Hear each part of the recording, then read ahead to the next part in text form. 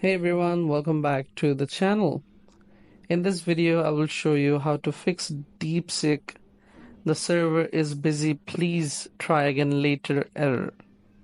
If you're facing this problem while using DeepSeek, don't worry. This is a common issue, and in this video, we'll walk you through the steps to fix it. So step 1 is check your internet connection. First thing first, ensure your internet connection is stable. Sometimes this error can be caused by a weak or interrupted connection. Try reconnecting to your Wi-Fi or switching to mobile data to see if the issue is resolved. Step 2. Refresh or restart the app.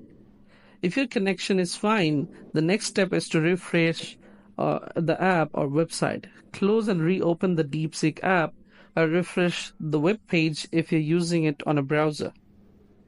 This can often help resolve temporary server connection issues. Step 3. Clear cache and cookies.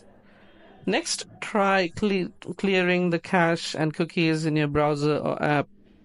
Over time, these files can interfere with the app's functionality. Go into your settings and clear the cache, then try logging in again. So that's it. Thanks for watching this video. If you found this video helpful, don't forget to like, comment, share, and subscribe to the channel. I'll see you in the next one.